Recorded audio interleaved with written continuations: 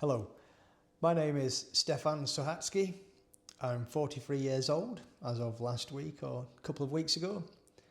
And although I work in the UK's nuclear energy industry right now, that's not where I started.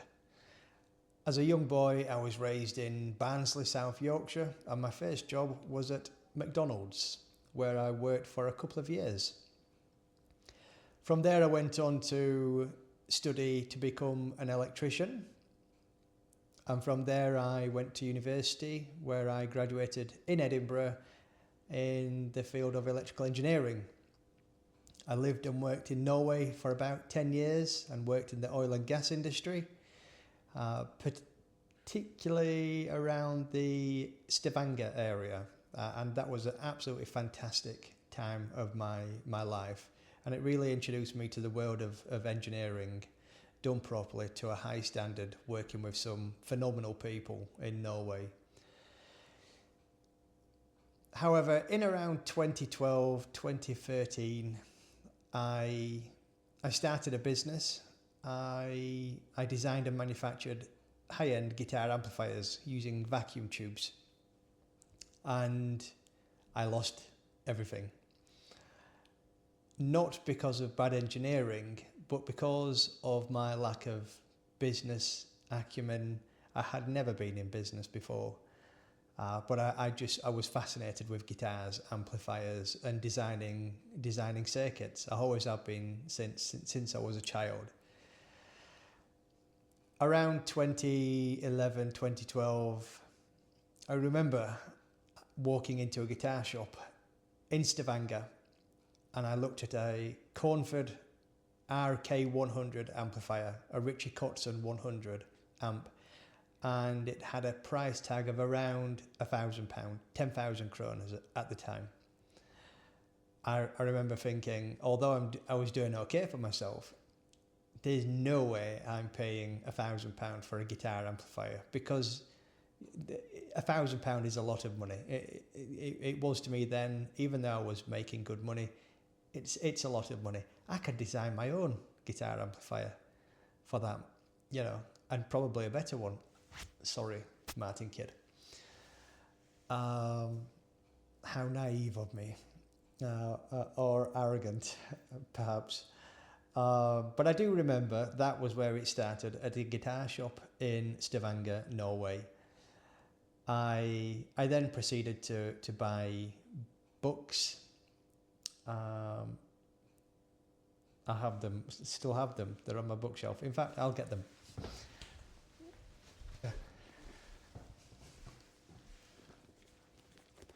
That was one of the books that I purchased. Phenomenal. Not cheap, but I've always been quite particular with studying, learning, bettering myself. I enjoyed the read, but Bayek, it was a big read. And when it's a new subject to you,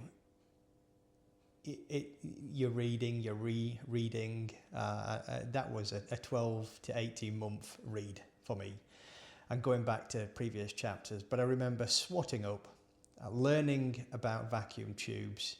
I met some fantastic people. The more you read, the more that I learned about some of the history around vacuum tube technology, the BBC, for example. And there are still some amazing older guys out there in Britain that were great sources of information for me. And I met up with these people, and they were more than happy to share their knowledge and wisdom on my journey. I then started the rudimentary design of some circuits, and started off with a single channel. Decided a single channel wasn't going to cut it, so I looked at a 2-channel amplifier. My inspiration, or should I say a role model, let's say, or a hero, I'll probably get a lot of stick for this, but growing up, Slash, Gibson Les Paul, and a full Marshall stack, 1960 AB cabs. Oh, that's the dream. That was always rock and roll.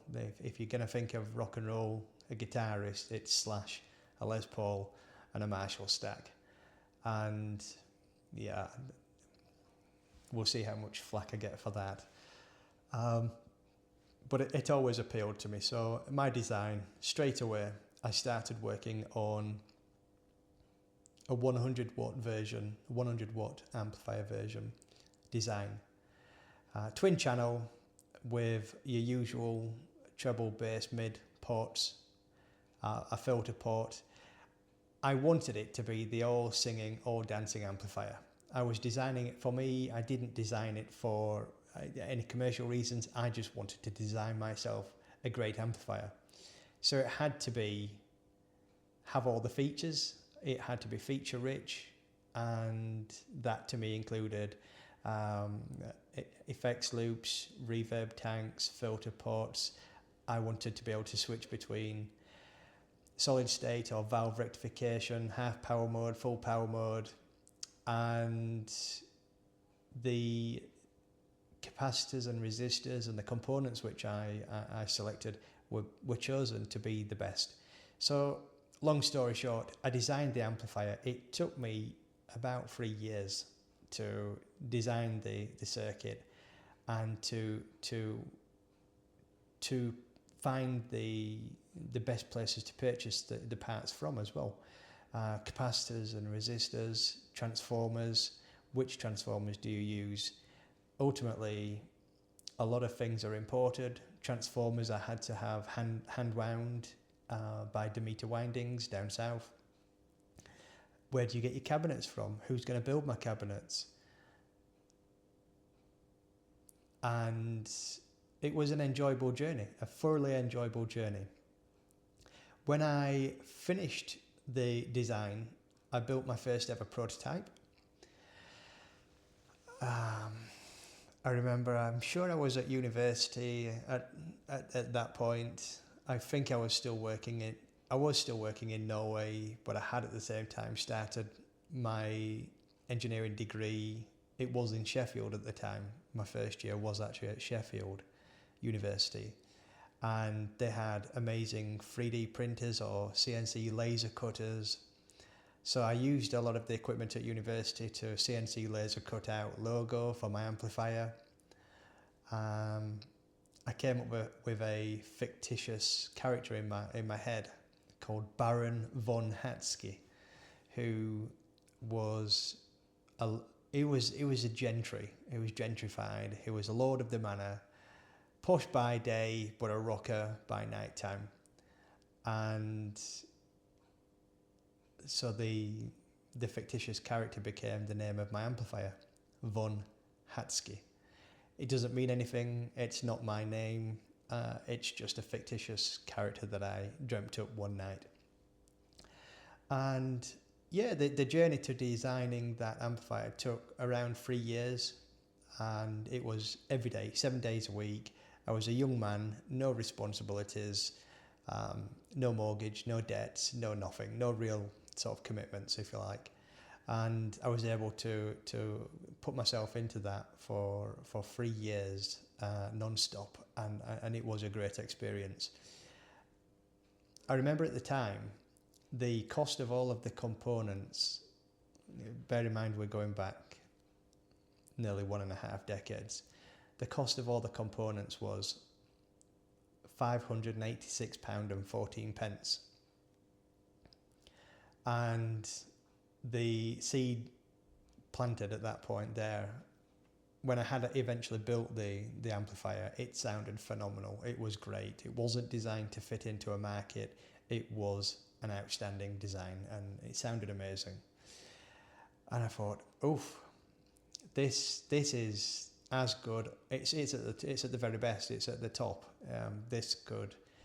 It could beat a Mesa Boogie dual rectifier better than any Marshall. I was particularly keen on Bogners at the time as well, because of the hand-wired nature of them. But it really was a top-flight amplifier. And I thought, I could sell this for a lot more. If I manufactured these, I could sell these. And there the road to my first guitar amplifier business started. And I called it Vonhatski Amplification Ltd. The company required a lot of investment initially, but as I was working in the oil and gas industry in Norway, I was earning good money. I didn't have any financial commitments, like I said, and I was able to inject all of my savings into that business.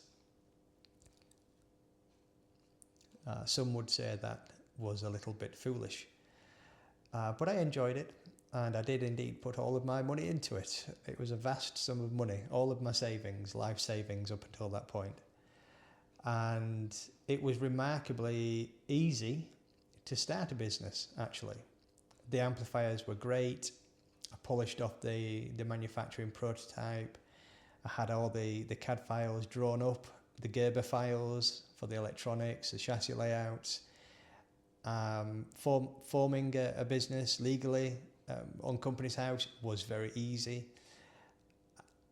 The rest of it was an adventure in its own right. Marketing, HR, sales, procurement, taxes, law, compliance, regulations, electrical regulations. All of that was new and at the time, in my mind, not that important. I just want to build amplifiers and I want to sell them to the world. Why can't I do that? There was the first mistake. And nonetheless, the business started, and the first issue that I had, manufacturing was easy. Setting up a manufacturing line, we set up I sort of rented a unit. I rented a unit, set up an assembly line, had all the equipment set up, was able to sort out sort of procurement issues. But then how do you sell your amplifiers? And at the time in the industry, 2013, it was pretty well known that, in fact, I remember receiving advice from somebody in the industry saying, Steph, a 100-watt amplifier and a 50-watt version, big, massive 412 speaker cabinets with Celestion vintage 30s, you know, they're amazing, but the market isn't going that way. At the time, everybody was going towards neodymium speaker drivers, lightweight cabinets, smaller amplifiers, for a great many reasons. I think principally weight is a big factor. Secondly, you know, live gigs these days, it is very rare that you would ever be able to crank up a 100-watt guitar amp on a stage. And that's something that continues to today, 2026. I ignored all of that information and pushed ahead. I wanted my own slash rig. I wanted the Les Paul and the full stack. That was probably the first mistake. But I reached out to guitar shops in the UK, and the first thing is, funnily enough, they don't have pots of money, and they can't just buy 20 amplifiers and speaker cabinets from an unknown startup. They don't have the money. And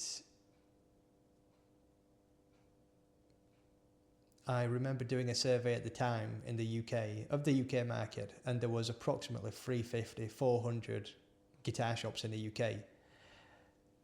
Loving a spreadsheet, I sort of classified them, categorised them as small guitar shops, medium-sized, large and boutique guitar shops, and put information onto my spreadsheet such as what is the most expensive guitar amp that they sell, what is the cheapest guitar amp that they sell, and then you can focus where your effort should be in trying to get your products into their stores. And of the UK market, I estimated that there was only between 50 and 60 high-end or boutique stockists. And I reached out to them. None of them were in a position to invest in a new UK startup. So the only deal that I could get at the time was a sale or return.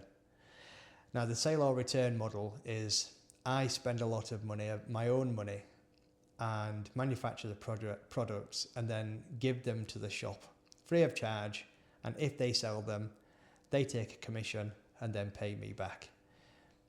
That was probably mistake number 2, because it requires a hell of a lot of capital to start up and to do that, and there are no guarantees. So all of your money could be tied up in stock which is sat on a shop floor not being sold. And I think the other consideration at the time was marketing. The internet was really just kicking off. You know, the way that we use the internet now in 2026 is a lot different to the way it was in 2010, 11, 12, 13. And I was very skeptical at that time. Online marketing, digital marketing. I thought, how can I prove that these online marketing companies, they could just tell me, yeah, we put your adverts in front of 50,000 people. But how can I validate that? So I was very skeptical and I didn't trust them. So I went down the traditional magazine route, Guitarist Magazine, Guitar and Bass, Future Publishing, Bauer Media. But those mediums are incredibly expensive. Full page adverts at that time were thousands of pounds. And doing that across many magazines, many platforms, every month at launch requires tens and hundreds of thousands of pounds. But the market's changed now. So different options are available to us. Nonetheless, I did manage to get the products into many guitar shops in the UK on sale or return basis. And we did realise a European distribution deal, and we had products available via Amazon. There's the next mistake, potentially. And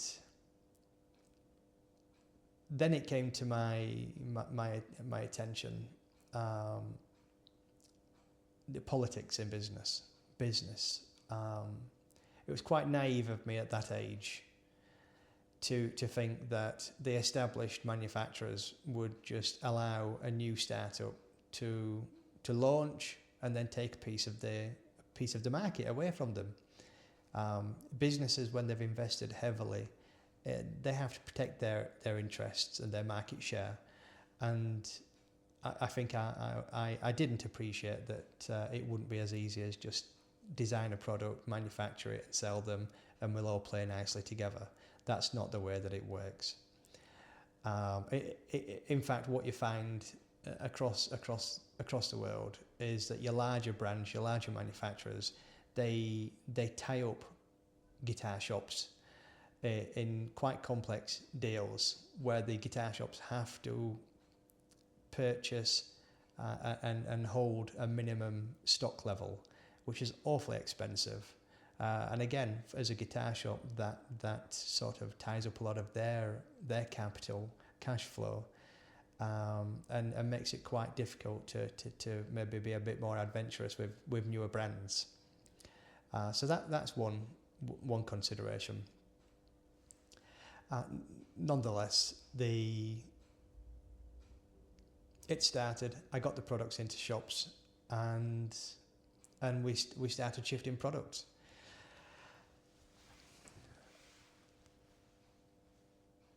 I remember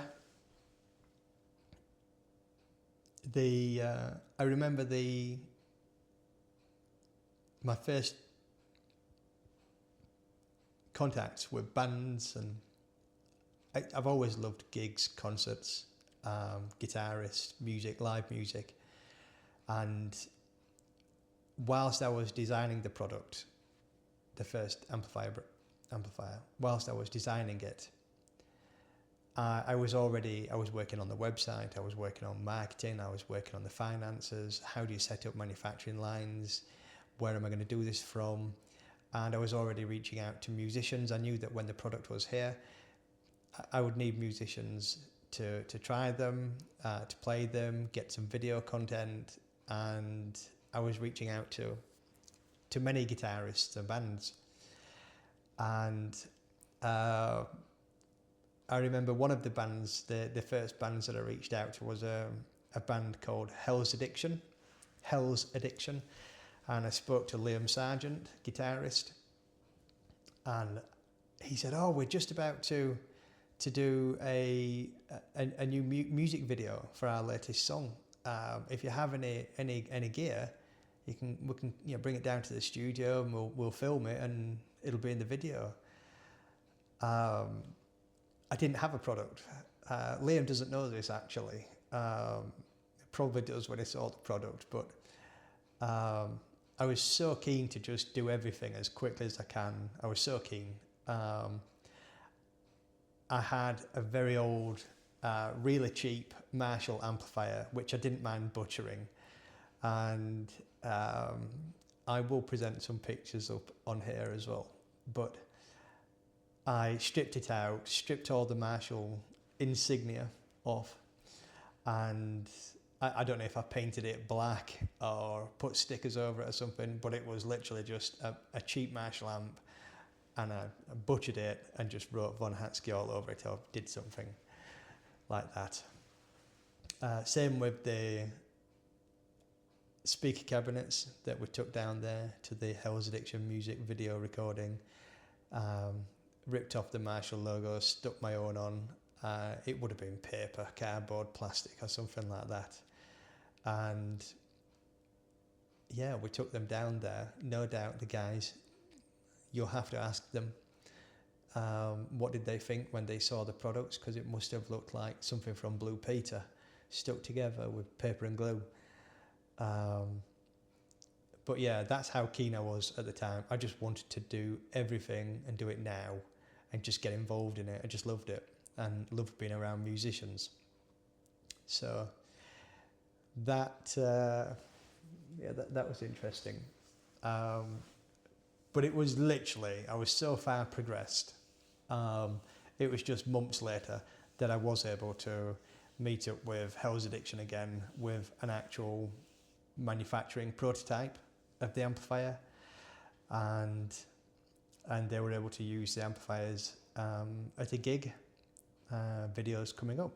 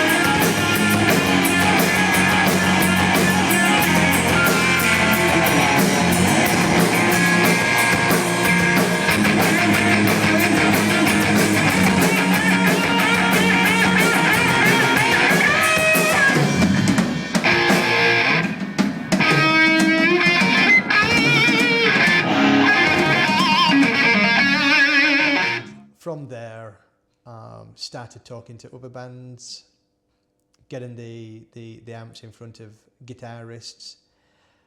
I had contacts in Norway that were very excited because I'd worked and lived there. They were very excited. One chap called Moen, he said, "Steph, please can I buy the first ever Vonhatski amplifier?"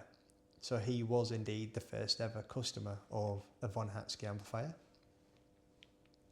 And I remember shipping that off to him, and the day that I shipped that off to him, and I wrote a little note on the front of the cardboard box, "Wish you many happy tune years," smiley face. He was a happy customer. But things just rocketed from there. We were attending festivals. We had our products as the backline at festivals. We had products being used by Swedish metal bands, jazz bands. We eventually were introduced to people like Greg Bone, who was a session guitarist in the UK and was just about to go on a tour with Boyzone for their BZ20 tour. So the Boyzone 20 tour, they used a selection of our amplifiers. And I remember that Boyzone were going to be on some sort of Good Morning TV in Britain, and that my products, my amplifiers, were going to be on Good Morning Britain, or whatever the TV show is called. And my whole family was just super excited. And my sister printed off a screenshot of the breakfast show, and she printed it and framed it, and that became a sort of a picture in my office or in the workshop. Sure, I have a picture of that somewhere. But it was all just super exciting. I'm just a guy from Barnsley, very working class.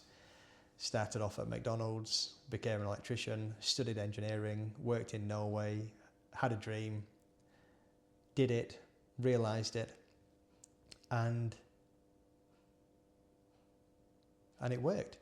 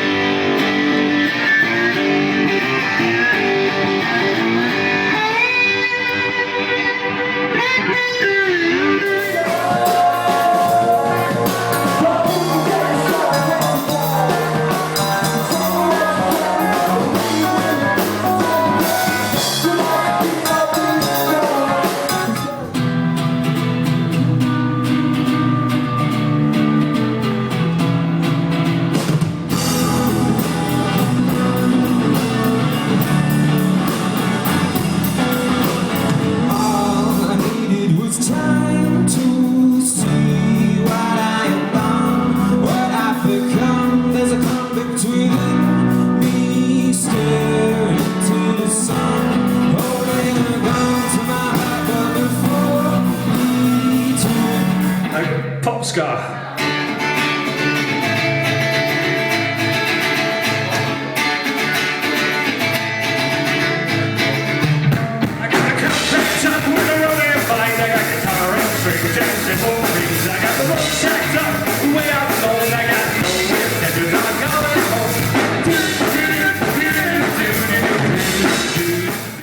People really enjoyed the products. They were fantastic products.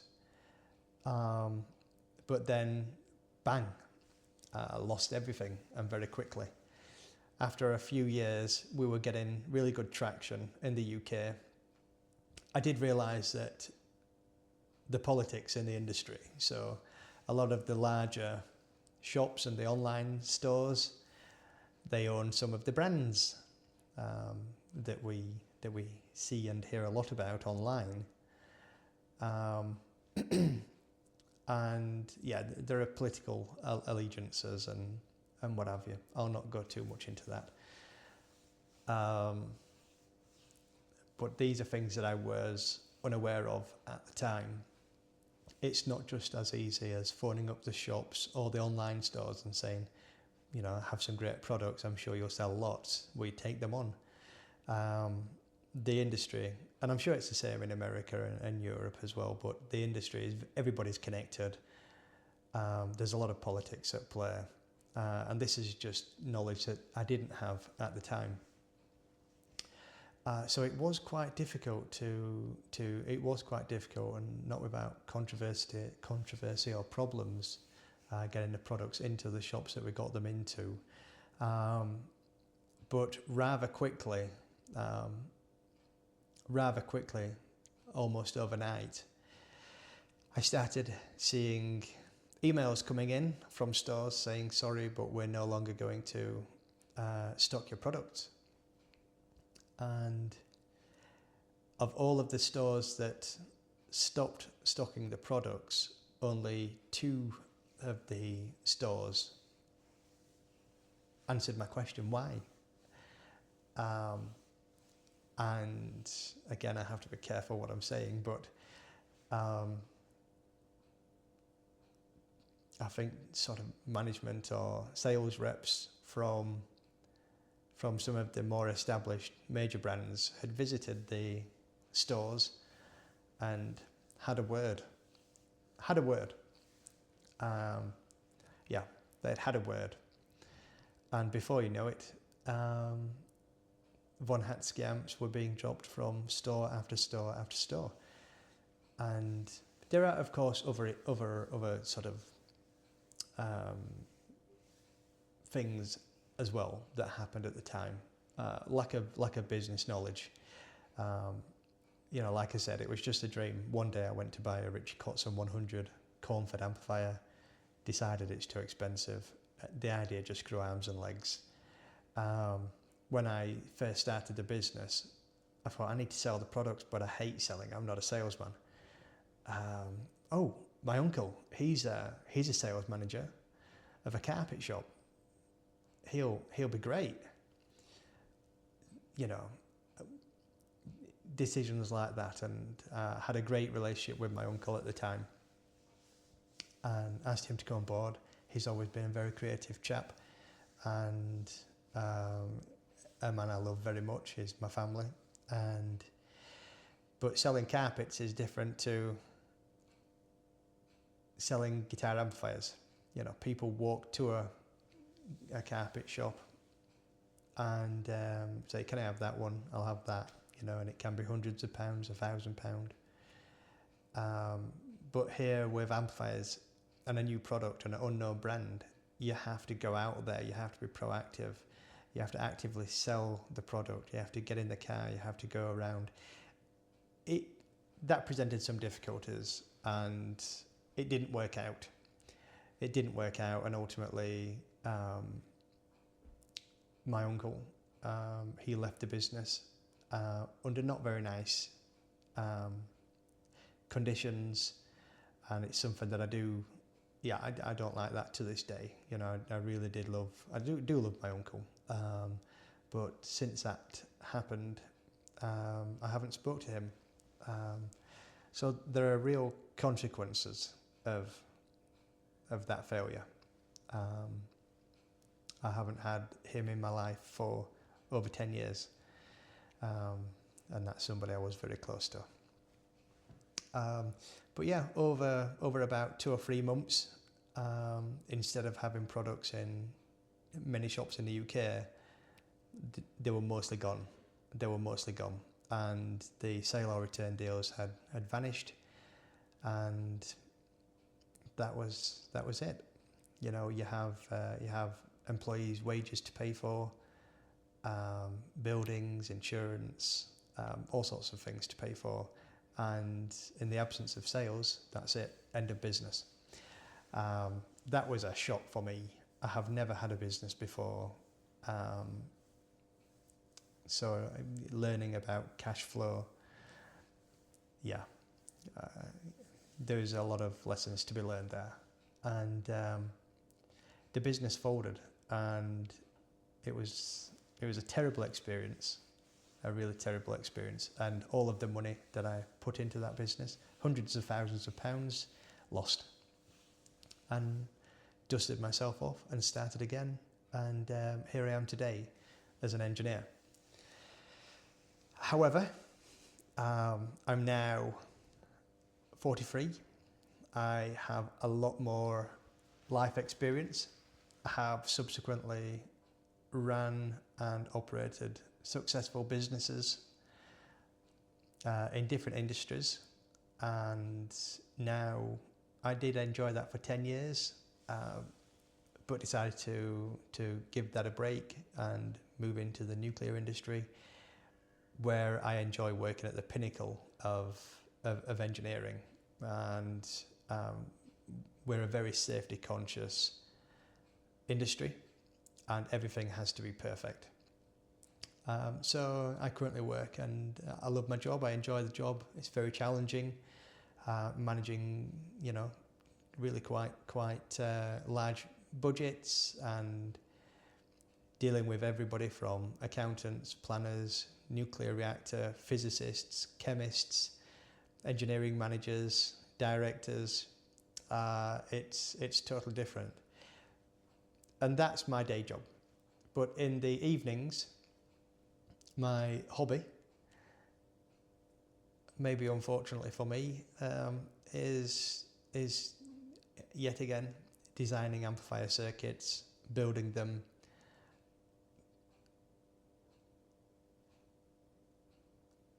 I say that, it's come back to me. It has come back to me. So over the last sort of weeks, or maybe a few months, I have been considering, is it something I could try again? Does life experience count for anything? So I have lost everything previously with guitar amplifiers, but can life experience help to grow a world-class engineering business? First product being a guitar amplifier. There may be other products in the future, totally different. But does age make a difference? Does knowledge and experience make a difference? And I don't have heaps of money. I have a lovely home. I'm a parent, but all of that costs money. So I don't have a lot of money, so don't think that. Everything does have to be on a shoestring budget. But I am going to try to design another amplifier. I'll build a prototype and see if it works, see if I've still got it, and see if I enjoy it still as well. And I will see if it's possible to sell those products if they're good enough. We'll see. I don't know what's going to happen. But as life has changed over 15 years, my hope is that you will join me on a journey. I have lots of guitar amplifiers and speaker cabinets. A lot of them are in that shed out there, with spiders on them and I hope they're not wet, but we'll see. I have lots of guitars and amplifiers in my house, but I'm going to start by getting everything out of the shed. I'll get the oscilloscope out, the dummy load stations, my cables, soldering iron. I'll get everything out. I know I have boxes of vacuum tubes, transformers. I have lots of stuff. I have enough to make some amplifiers. So I'll get them all out of the storage and dust them off, see what I've got to play with, and then I'll start designing a circuit. I'll take you through that journey with me, and we'll hopefully build a prototype. We'll turn it on, we'll see if it works, we'll see if it sounds good, we'll try and make it sound better, and look at production and manufacturing and making it a tight product. I think the idea at the moment would be totally hand wired, no circuit board. So hand wired, that's something I enjoy. It's therapeutic.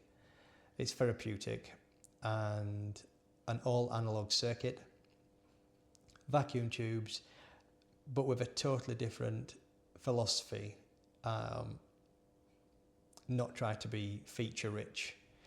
Just try and keep it simple, but really, really rather good. So that's the idea. We'll see how it goes. I'm going to get the things out of the shed. It's not all going to be today. It's going to be over, the coming days, weeks, and months. But I'll keep adding, or sort of making content, and hopefully it's something that you enjoy, going through with me. Please do offer any comments. Tell me if you think I'm being stupid. Tell me if you enjoy what I'm doing. But I will take you through everything, whether that's websites, whether that's soldering, where do you buy transformers from. I'm happy to answer any questions. If you have anything to say, anything to ask, please feel free. This may just be a load of malarkey, but it's just a positive, healthy way to spend time. I love circuit design. I love guitars and amps. Let's see if there's something at the end of it. If not, I'll enjoy making the YouTube videos as well. So, but yeah, see you in the next video.